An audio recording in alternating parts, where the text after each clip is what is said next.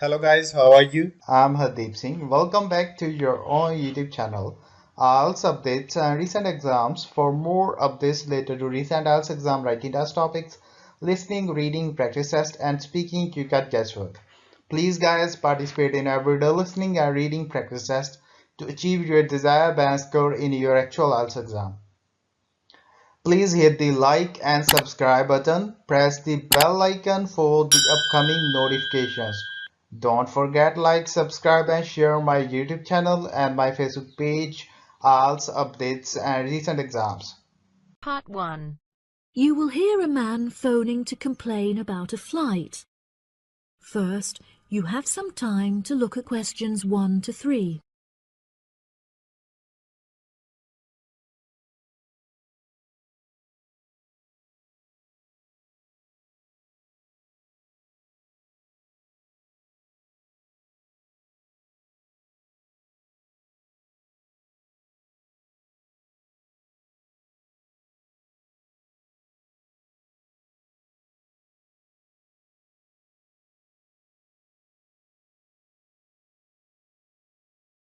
Hello, you have reached the complaints department. How can I help you? Yes, hello there. I am phoning to make a complaint regarding a flight that I took with you recently. Okay. There are some details I will need to take from you first. May I have your name, please? Jack Dawson. That's Dawson. And your address? It's 33 Hillcrest Road. That's HILLCREST. 33 Hillcrest Road. Is that in Exeter? Yes, And what is the postcode of the residence? it's AL698GQ. Thank you. Do you have a telephone number? Yes, the number at my office is 754688. That's good. And may I just take a home phone number for you in case of emergencies? No problem. It's 798662. Are they both local numbers? Yes. Before you hear the rest of the conversation, you have some time to look at questions 4 to 10.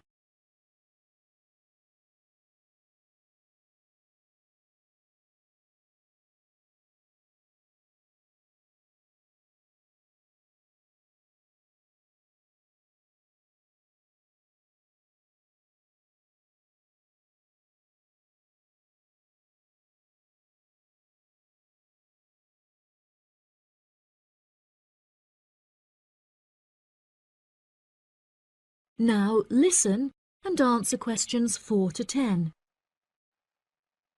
Okay, great. Thank you for your patience. Now, what is the nature of your complaint? I'm phoning to complain about a flight I took recently. I always take certain measures to ensure that I will be comfortable. For example, I always pay the additional cost for extra legroom, and I always arrive punctually for the flight to make sure that I'm seated beneath an air conditioner. Unfortunately, I was disappointed to find that the air conditioning on the plane was broken, so I spent the entire flight in discomfort as it was too hot and the air was stuffy. I see. I do apologize for this fault with the air conditioning. Now, while I have you on the phone, would you mind answering a short questionnaire regarding your recent flight? Sure. Okay, let's get started. What did you think of the food that was served to you during the flight? I thought that it was inexpensive and quite delicious. However, I was still very hungry afterwards, as it was a very small portion and more of a snack. Providing a snack for lunch is not reasonable. Okay, I have noted that down. What was your opinion of the quality of service that you received from our staff on board? The staff was very helpful, but each time I pressed the button to request service, it took a long time for a staff member to arrive. I found this frustrating, as there just weren't enough staff on board the flight to be able to serve all the customers. Okay, that's great. Thank you very much for answering those questions. Are there any other parts of your travel experience that you would like to comment on? Yep, the process of moving through security was very quick and helped to make my travel experience stress-free. Okay, Do you have any extra comments on the services you received during the flight? Yes, I thought that the seats were very uncomfortable and looked very old. They were also in need of repair, as the recline feature on my chair was broken, so I could not go to sleep for the whole flight. Luckily, the entertainment facilities were very good, so I was able to distract myself by watching movies. Thank you so much for taking the time to answer all of my questions. We would like to offer you some gifts as a goodwill gesture, with a 20% discount on the cost of your hotel stay. We also appreciate that international calls to your home country can be expensive, and we are sure that you would like to keep your family updated on your travels. So please accept a phone card which has a credit of £20. Oh, that's really great. Thank you so much for the gifts. No problem. We look forward to having you travel with us again soon. Have a fantastic vacation. Thanks. Bye. That is the end of part 1. You now have half a minute to check your answers.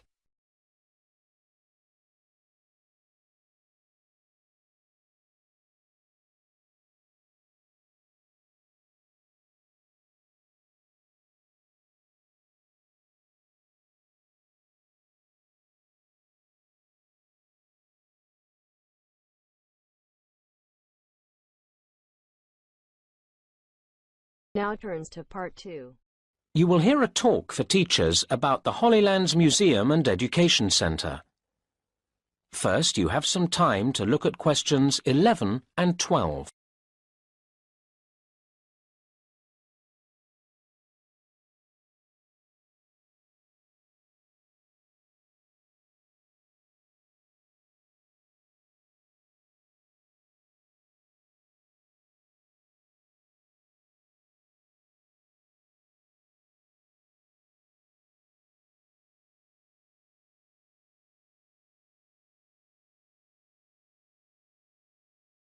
Now listen to the first part of the talk and answer questions 11 and 12. It's nice to see so many of you here. I'm going to tell you something about Holylands, our facilities and activities, and the exhibitions we have coming up. I hope you'll find it interesting and bring your pupils along. For most of what we have to offer here, you can just turn up with your party. I'm pleased to say that recent work has meant that the whole centre is prepared for blind visitors. There are a couple of activities where we ask you to book a week in advance. We only have artists that you can watch painting at certain times, so we need notice of your coming for that. The other activity, requiring at least 7 days' notice, is the drama workshop. Again, it's a question of organising the staff at this end. But the video you work yourself, and so that's available any time. Another activity where you need to think ahead is the garden sculpture experience, but that's a question of the weather, which of course we can't control. Speaking of weather, we run a reduced range of facilities in the winter months. While the cafe and the shop provide welcome shelter from the cold and rain, I'm afraid our artist-in-residence scheme isn't run in the winter, so the studio is closed then. And the animals in the mini-zoo are kept indoors for warmth during the cold months, so that doesn't operate either. The adventure playground does, though make sure the children are wrapped up well. Now you have some time to look at questions 13 to 17.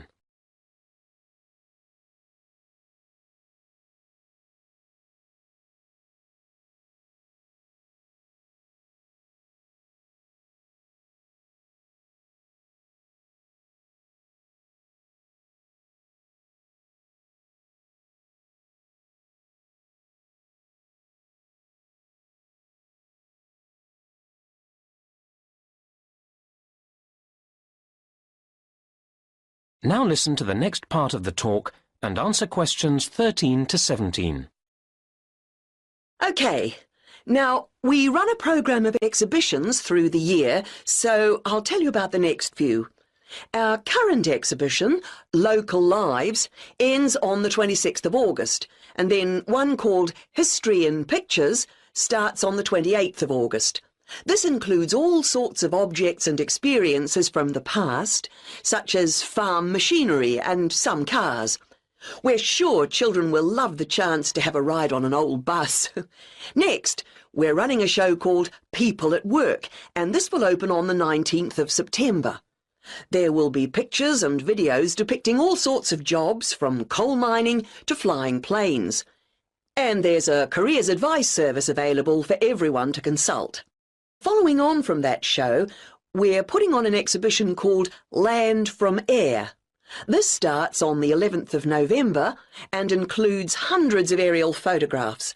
A competition accompanies the show with the exciting prize of a balloon trip for two.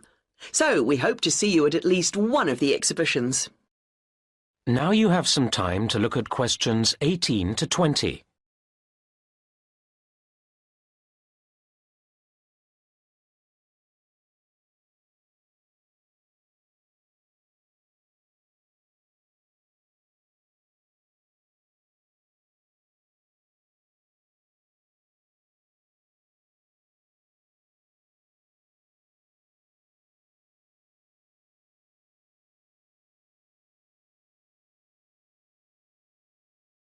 Now listen to the rest of the talk and answer questions 18 to 20.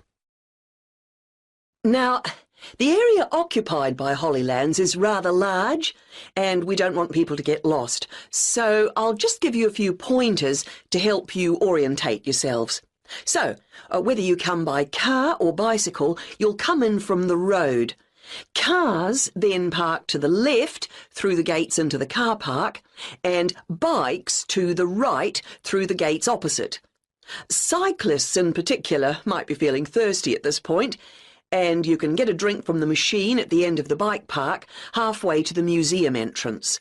You can enjoy your drink in the picnic area, which is opposite the car park.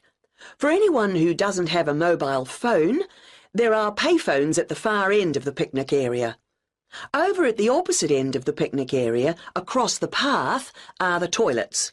Next to them, and just to the right of the entrance to the main museum, is the first aid room, which we hope you won't need, but it's there in case you do. If you have any queries, please go to the manager's office, which is behind the picnic area. And last but not least, you'll need to buy your tickets or show your group pass to the ticket office on the left of the museum entrance. OK, I'll pause there. Are there any questions at this point? That is the end of part 2. You now have half a minute to check your answers.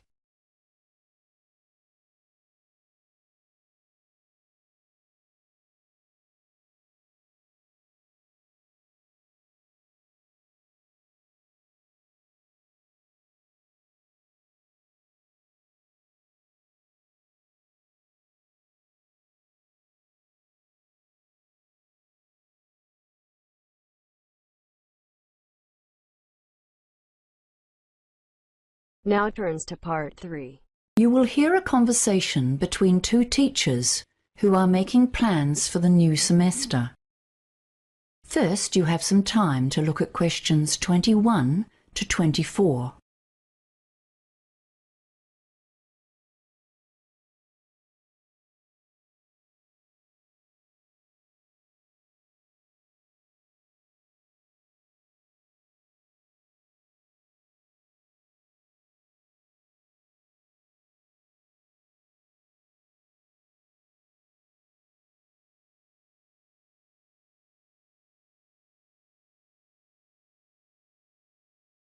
Now listen carefully and answer questions 21 to 24.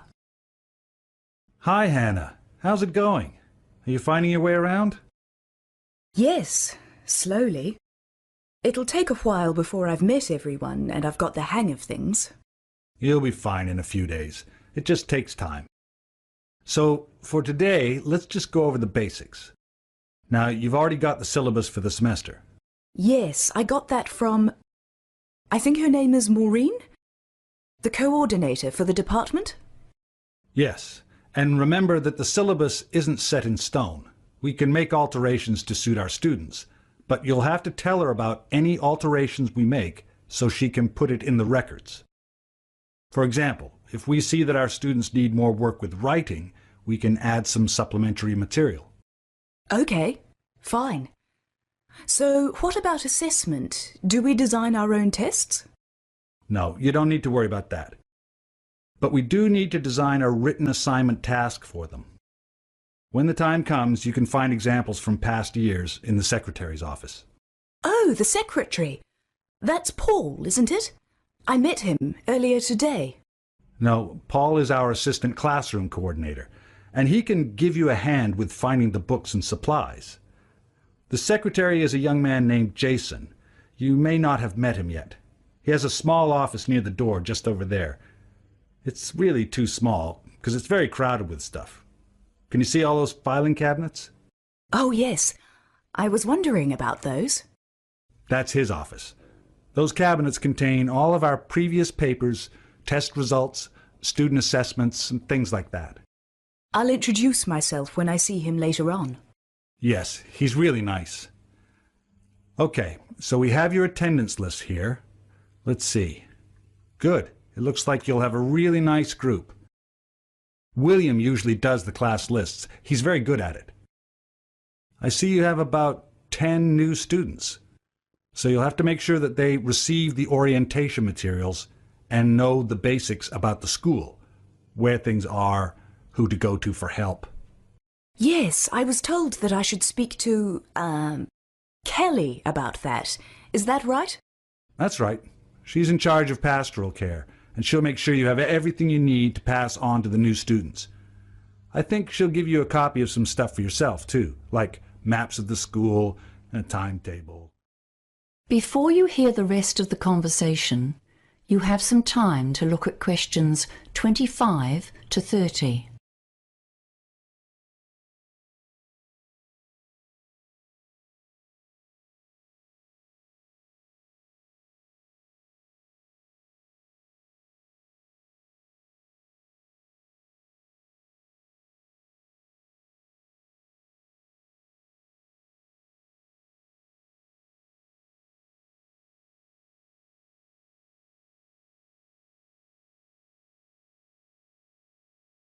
Now listen and answer questions 25 to 30. The syllabus itself doesn't have firm dates for assessment and tests and homework, so I think it's a good idea to hash some of that out today while we're both here. Yeah, for sure. I imagine that we'll have to give the students some sort of introduction in the first week? Yes, you'll give them the course overview on the first day, and that includes information about what they will be doing when and the due dates for all their assignments. Okay. So how many assignments are there? 2, though we also do some quizzes in class. But before the first assessment, we always give the students a chance to ask questions and ask for help if they need it. So in week 4, we need to schedule brief one-to-one progress meetings. Do we do this in class time? Yep. It'll actually only take a morning. You spend about 10 minutes with each student while the others are doing self-directed study. But we want to make sure that the first assignment is due a week or 2 afterwards. Ideally, they will have started that before the meeting. So what do you suggest? Week 5 for the first research report due date? Maybe week 6 is better, right in the middle of the semester. Okay. So do we meet them again individually once we've graded their assignments? Not exactly. We will meet with them again, but later in the semester, just to give them some feedback and suggestions for improvement if needed. It's best done a bit later, a few weeks before the final exam. Which is week 12, right? Yes. It's in the last week of the semester, but not on the Friday. It's usually on the Thursday. We usually try to keep the last day free for a class activity, to let the students unwind a bit after the exam. Sounds fun. The weather should be nice by then too. Maybe a picnic outside. Yes. Or we can even take them out to an event or an attraction. Last year we went to the aquarium just down the road. So, how about the marking of the exam? Well, we usually take one day in the week following the final test, usually the Monday or Tuesday, to grade the exams. We all come in and grade the papers together in the common room. That way, if we have a question about a certain answer or grade, we can get advice from each other. That's a great idea. It'll really help me as I'm doing it for the first time. Yes, even people like me who've been doing it for years find it helpful. I see here on the syllabus that the students can't access their results online until week 15. That's 3 weeks after the exam. That's rather a long time to wait. Well, it's actually the week before that when the students receive their final marks. But we don't enter them onto the computer until the following week because we want to make sure they're correct. That is the end of part 3. You now have half a minute to check your answers.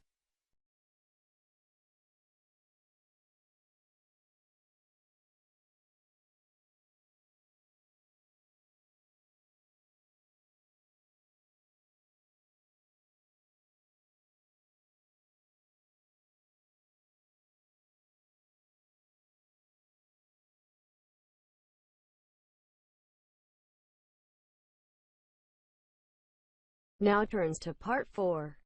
You will hear a talk on the topic of driverless cars.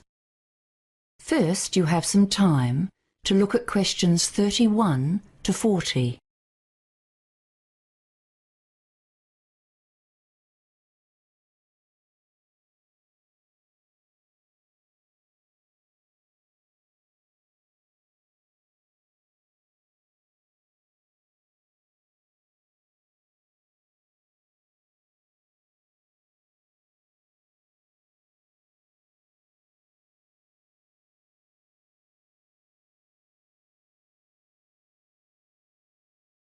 Now listen carefully and answer questions 31 to 40.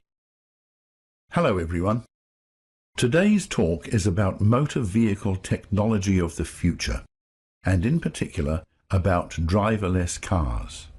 So first, what is a driverless car?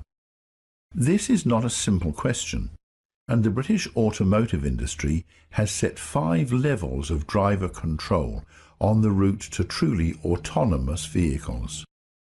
Level 0 or driver-only cars are what most of us are operating right now. By that I mean we control the car by operating the pedals and the steering. And if we lose concentration or fall asleep, we're in big trouble. However, our current Level 0 cars already contain sophisticated megacomputers. Did you know? There are over 70 small pieces of software in your car. They control the accelerator, the brakes, and lots more. But yes, you have to press the pedals, but after that the software takes over to actually operate the vehicle.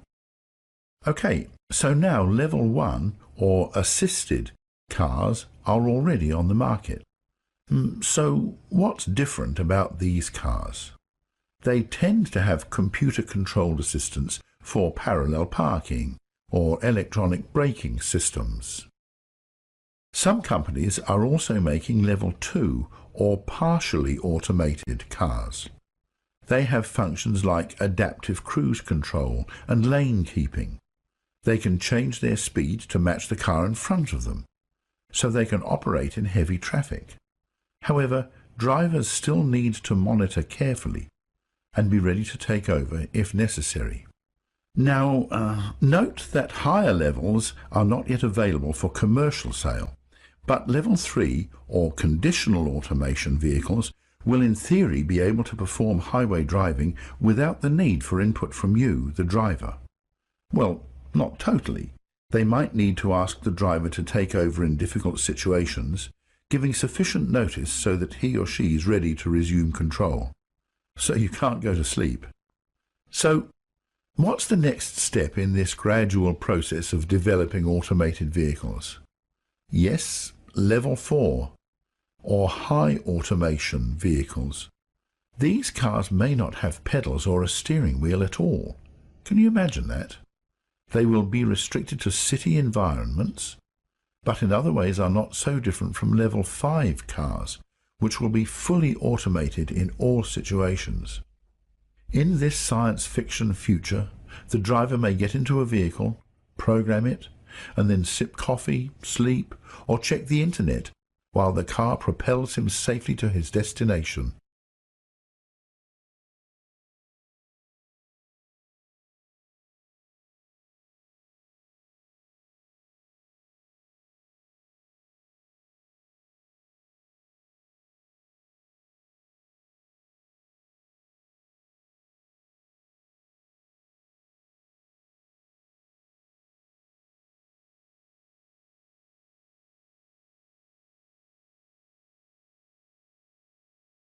Well, of course, there's intense competition among the automotive industry to be the first to produce and test a workably robotically controlled car.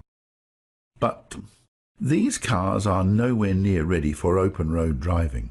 They can only operate on roads that have been extensively computer mapped, and they're very inflexible at dealing with anything unexpected, like new stop signs, for example. Let's see. Other technological issues for some models include problems with operating in some weather conditions, such as rain and snow. However, many insiders agree that these problems will eventually be solved, and that the biggest hurdle is getting the driving public to accept the idea. UK and US surveys in 2012 showed that somewhere between 37 to 49% of people would be comfortable owning one of these cars. However, at this time, only 22% of Germans were positive and 24% were hostile about the idea. A more recent international survey in 2015 indicated that 33% would like to own an autonomous vehicle, but most respondents still wanted to be in control of their car. Right, so another issue for the consumer is cost, though this could be offset to some extent because of lower insurance premiums. People may be nervous about autonomous cars, but, the facts speak for themselves. It's estimated that 90% of all car crashes are caused by drivers making mistakes. In 2014, in the USA alone, nearly 33,000 people died in cars. Driverless cars could hugely reduce that number. Some people estimate a 99% reduction in car accidents, but that would require 100% of cars to be robot-controlled. So what about the transition period? After all, whenever it begins, this change can't happen overnight. For many years, both human and computer-controlled vehicles will share our roads. Motorway driving is relatively predictable, but as we know, most cars are driven in complex situations in crowded cities. Even human drivers struggle to make split-second decisions in these situations. How can a driverless car be programmed to deal with crazy driving? But what's the biggest dilemma? It's an ethical one. How can we program a driverless car to make a choice in cases where an accident is inevitable? Should the car be programmed to choose the lowest number of injuries, or to protect its driver first? This issue is not trivial, and it could cause a big delay in the introduction of the new technology. Nevertheless, this change will surely come. The potential advantages are just too great. As well as slashing the road toll, the cars will potentially minimize road congestion, because robot cars will be able to travel much faster and closer together than we do on our current road networks. Eventually, this will reduce driving time and thus increase our productivity. Fuel costs will fall with more efficient consumption patterns, but I suspect driving won't be as much fun. That is the end of part 4. You now have half a minute to check your answers.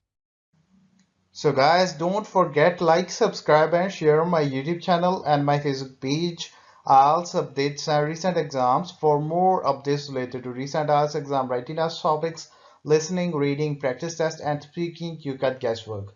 Please guys, participate in everyday new IELTS listening and reading practice tests to achieve your desired band score in your actual IELTS exam. For more IELTS material, visit my official website www.ieltsupdatesandrecentexams.com. The link is given below in the description. If you need PDF files of latest IELTS material, then please join my Telegram channel. So guys, please write your score below the comment section. Again, thanks for listening. God bless you all guys. Stay tuned, stay safe.